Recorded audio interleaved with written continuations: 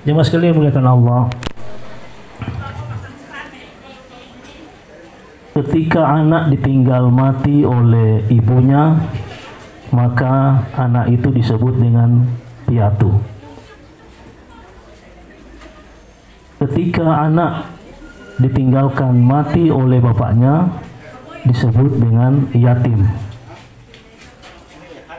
Ketika istri ditinggal mati oleh suaminya, disebut janda. Ketika suami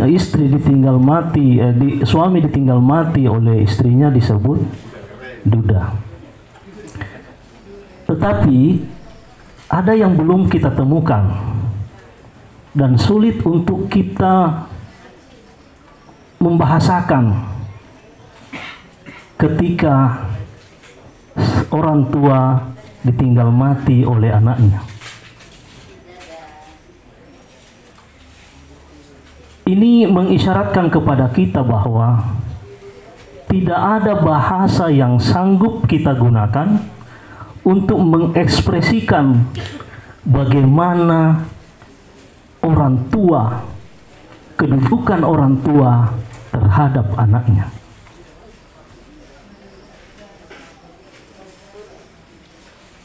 Jemaah sekalian dimuliakan Allah. Seorang sahabat Nabi, Ibn bin Soleh, ketika pergi berdakwah di kota Basrah, atau sekarang ini Irak. Di sana ketika dia masuki kota itu, dia berpapasan dengan orang yang sedang mengusung jenazah. Orang yang mengusung jenazah ini hanya 4 orang. Tidak ada rombongan yang mengikuti jenazah itu. Bahkan daerah itu, tempat itu adalah tempat yang ramai di kompleks pasar. Tapi jenazah tadi ini tidak diikuti oleh jamaah, oleh masyarakat. Untuk menghilangkan keheranan Ibn bin Soleh, maka dia tuntun orang yang mengantar jenazah tadi, dia ikut sampai di pemakaman. Ketika dimakamkan, tidak ada orang yang datang. Namun dari kejauhan, Ibn bin Soleh melihat ada seorang perempuan, seorang ibu. Ibu ini tidak ada rasa sedihnya. Justru dia tertawa, gembira, melihat proses yang dikubur tadi itu. Ibn bin Soleh terus merasa heran. Dan kemudian memberanikan diri bertanya kepada orang yang mengusung jenazah tadi. Wahai saudaraku, siapakah yang meninggal ini? Kenapa masyarakat sini tidak ada yang mau mengantarnya ke tempat penguburan? Siapakah sebenarnya yang meninggal ini?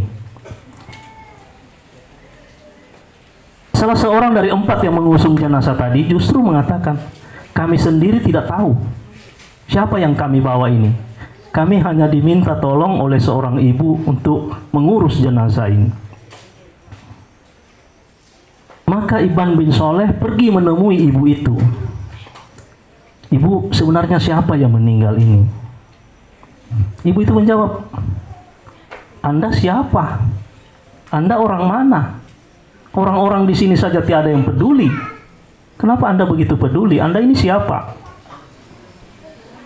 Ibn bin Soleh memberanikan diri menyampaikan bahwa saya ini baru datang dari Madinah, saya adalah sahabat Rasulullah Sallallahu Alaihi Wasallam yang datang sini untuk berdakwah.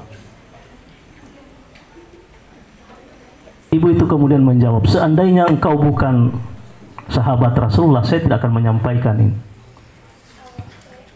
Kemudian ibu itu menceritakan, wahai sahabat Rasulullah, yang meninggal ini adalah anak saya.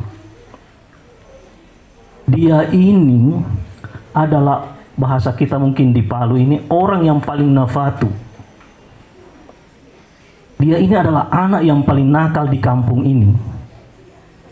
Makanya ketika dia meninggal, orang tidak ada yang sedih, orang malah bergembira karena sudah tidak ada lagi hal-hal kejadian-kejadian kriminal yang dilakukan oleh anak ini karena meninggal. Lalu Ibn Bisaleh menanyakan,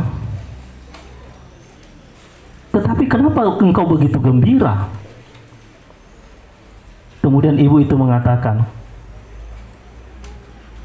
sebelum anak saya meninggal, dia mencium kaki saya, dia meminta maaf kepada saya. Dia mengatakan, ibu, satu yang ibu saya minta kepada ibu, ikhlaskan saya. Ikhlaskan saya, jangan putus doanya ibu dengan saya. Biarlah yang lalu itu saya tanggung sendiri. Tapi satu yang saya minta, jangan putuskan doanya ibu terhadap saya. Maka pada saat itu anak itu meninggal.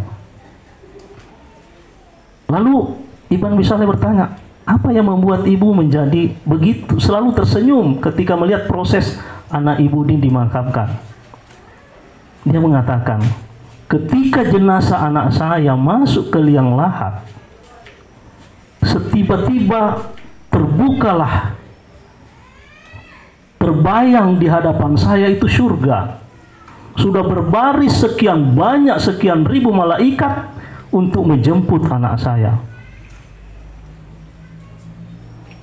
Bagaimana saya tidak gembira? Yang saya pikirkan itu apa yang bisa dapatkan oleh anak saya ini, karena semua setiap harinya yang dia lakukan adalah maksiat, yang dilakukan adalah kriminal. Kalau ada kejadian kriminal di kampung itu pasti dia pelakunya. Sehingga dia berpesan, ketika saya meninggal tidak usah diumumkan, karena kalau diumumkan orang akan gembira. Tapi yang terjadi saat ini justru anak saya dijemput oleh malaikat. Itulah yang digambarkan dalam Al-Quran surah Ar-Ra'd. Salamun alaikum tibtum fa ni'ma uqbad. Selamat datang pada kalian, karena kalian telah bersabar dan nikmatilah tempat yang terbaik. Siapakah mereka yang menempati tempat terbaik di surga itu? Itulah keluarga yang tidak memutus hubungan silaturahim, tidak memutus hubungan silaturahim rohaninya walaupun sudah meninggal dunia. Jemaah sekalian dimuliakan Allah, inilah yang bisa sampaikan, mudah-mudahan ada manfaatnya untuk kita semua. Intinya bahwa kita dalam kehidupan ini tidak boleh putus berdoa untuk anak kita, untuk orang tua kita. Kenapa begitu penting hal ini? Nabi mengatakan, la yadkhulunal jannah qati'ur rahim. Orang yang memutus tali silaturahim tidak akan merasakan nikmatnya surga. Artinya, orang yang akan bisa menikmati surga adalah orang yang tidak pernah memutuskan hubungan silaturahimnya. Mudah-mudahan kita semua akan selalu berada dalam lindungan Allah Subhanahu wa taala, sehingga kita tidak bisa untuk mampu selalu menjaga silaturahim.